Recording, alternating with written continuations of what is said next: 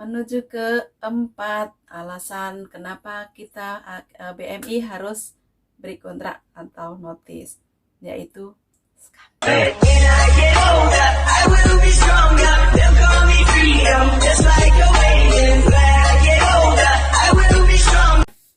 Hai teman-teman, ketemu lagi dengan Mak Bikin di Bikin Channel. Assalamualaikum warahmatullahi wabarakatuh.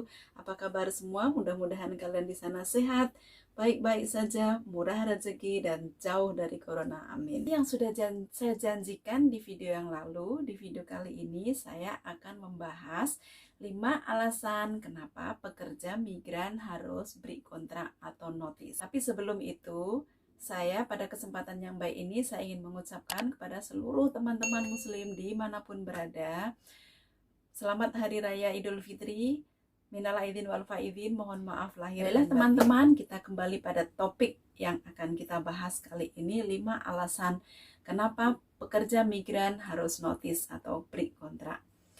Yang pertama, jahat. Jadi kalau udah jahat itu nggak bisa ditolerir. Jahat itu artinya ada kekerasan di dalam satu pekerjaan itu pada diri kita, pada diri si pekerja itu gitu. Jadi kita tuh harus be smart, jangan sampai kejadian itu ditoleransi, kemudian berlanjut yang akhirnya merugikan kita sendiri, sampai akhirnya banyak ada kejadian yang sampai disetrika atau dipukuli atau disekap, itu yang sampai berlebihan, akhirnya yang rugi juga si pekerja itu sendiri. Jadi tolong untuk teman-teman, kalau memang ada indikasi kekerasan di dalam rumah majikan, segera beritahu teman, telepon teman, atau kalau memang takut atau akses untuk keluar nggak bisa, itu bisa aja dari jendela itu kan kita bikin tulisan help me gitu, yang secara ini ya, itu kasih buang aja keluar, kasih alamat atau kasih gimana caranya biar suara kita keluar, atau pastikan disuruh pas kita keluar ke 7-Eleven atau kemana itu kita bisa ngomong ke temen, curhat aja, kita minta bantuan gitu. Jadi jangan takut teman-teman, kalau memang ada kekerasan di dalam rumah majikan, suarakan, minta tolong ke teman, pasti teman akan bantu. Atau kalau memang udah berlebihan, telepon polisi. Jangan takut, nanti akan banyak teman-teman dari organisasi atau serikat pekerja yang memang melindungi buruh migran, itu akan turun tangan.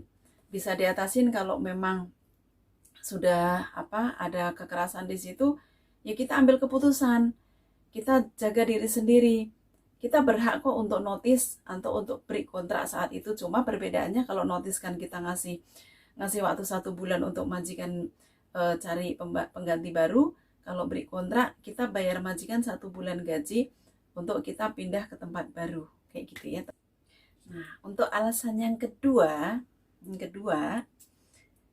itu job di luar kontrak. Artinya apa? Jadi di dalam kontrak itu sudah tertera, umpama kita jaga bayi, atau kita jaga 1 orang elderly. Nah kemudian kenyataannya begitu masuk ke rumah majikan, itu pekerjaan itu sudah jaga bayi, umpamanya ternyata ada nenek yang harus dirawat, terus kemudian masih ada rumah lain lagi yang harus dikerjakan, kan gitu. Jadi ada 2 rumah, itu intinya pada dasarnya ya sudah bisa diketahui, begitu job kita beda dari apa yang sudah ditulis dalam kontrak, itu sudah menyalahi aturan dan kita wajib mengambil keputusan untuk notis atau break kontrak, kayak gitu. Oke, untuk simpelnya, kalau kita tadi sudah melihat di dalam kontrak kerja itu tidak sesuai job kita, kalau memang kita tidak bisa menerima soal itu, kita bisa ambil keputusan untuk ngasih notis ke majikan, kayak gitu. Nah, menuju ke yang nomor 3. Nomor 3 itu menurut teman-teman, ada yang saya tanyakan dan itu mereka banyak yang bilang kalau pekerjaan terlalu over. Nah, dia nggak jahat, nggak mukulin, nggak. Terus kerjaan juga nggak dua rumah, atau memang pokoknya di situ umpamanya tertulis cuma bersih-bersih gitu. Nah, bersih-bersihnya itu ternyata over. Jadi mulai bangun dari jam 6 sampai full dia tidur jam 11 itu full nggak ada selesainya, walaupun si majikan diem pamannya tapi harus dikerjain ini dan kamera banyak. Itu artinya juga menyita, menguras tenaga kita, dan kita tidak ada waktu untuk istirahat. Itu juga menyalahi aturan, dan itu bisa dijadikan alasan untuk teman-teman ambil keputusan break kontrak atau notice. Oke, paham ya teman-teman ya? Nah, seperti curhat seorang teman kita pada tim dari UUDW, ini ada seorang teman yang ini masuk kategori job tak sesuai kontrak gitu ya. Dia curhat gini, "Cosan KC, tak bacain sedikit ya. Cosan KC tak curhat, C menawa enek sing luwih nemen kok aku. Ben aku semangat ora sambat ae. Aku kerja ning titik-titik isi 3 orang plus anjing 1 kelinci. 1 omahe bobo ning titik-titik isi 4 orang gak duwe CC. Kerjaan biasa kaya umume, tapi angon anjing 3 kali sehari. Bendino jam 4:30 sore budal ning titik-titik satu tempat ya. Nggone bubu blonjo sik terus masak ning kono. Nggih mangan wong 7, kadang 13 nek ngundang dulure. Mulih ning satu tempat jam 11 malam tekan omah jek ngresiki kandang kelinci, buang sampah terus budal angon kiri. Rehat jam 1-an. Isuk tangi jam 6 sarapan tumbas dewe. Iku termasuk kerja 2 omah nggak tuh sih. Soalnya ning bosku yo nggak pernah dikei tambahan gaji, masih 10-11 atau pelit perhitungan. Nah, itu yang kayak gitu bagus udah mau curhat ke tempat yang seharusnya ya. UDW itu tadi serikat pekerja yang melindungi buruh migran, seluruh buruh migran di Hong Kong. Karena buruh migran itu nggak cuma Indonesia.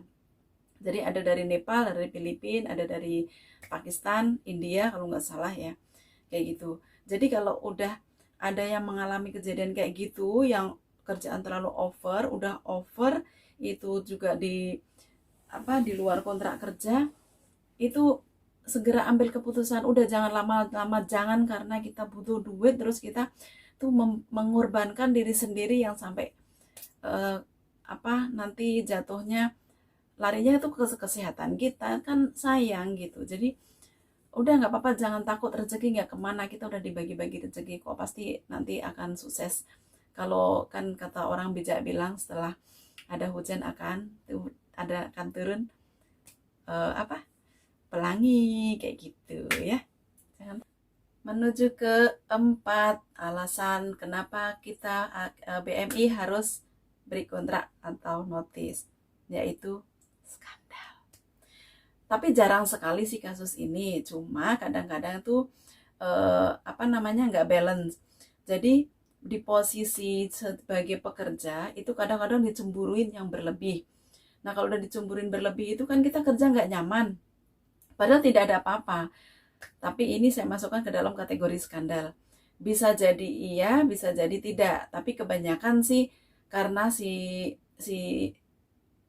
majikan perempuan, si nyonya itu cemburu berlebih, yang akhirnya membuat suasana jadi nggak nyaman. Nah, itu juga banyak teman-teman jadikan alasan untuk mengambil keputusan notice atau ngebreak kontrak.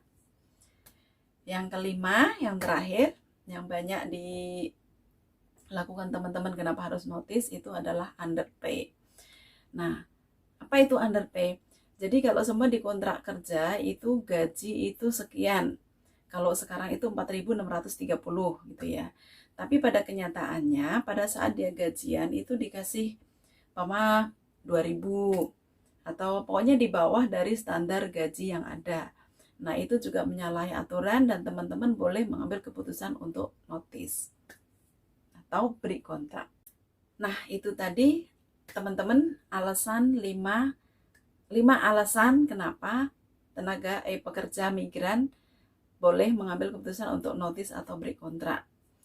Nah, selebihnya jika teman-teman semua mengalami kekerasan atau hal-hal yang butuh bantuan, yang kalian tidak tahu harus kemana, itu kalian bisa minta tolong ke Serikat Pekerja atau UUDW atau ke banyak teman-teman organisasi di Hong Kong yang bisa membantu kalian untuk mengatasi masalah itu. Paling tidak kalian bisa konseling sama mereka apa yang harus dilakukan sebelum mengambil keputusan yang tepat. Nah, begitu saran saya. Mudah-mudahan tidak ada lagi teman-teman yang mengalami kekerasan, skandal, underpay, job berlebihan atau di luar kontrak. Terima kasih udah menonton. Mudah-mudahan video ini bermanfaat untuk teman-teman semua.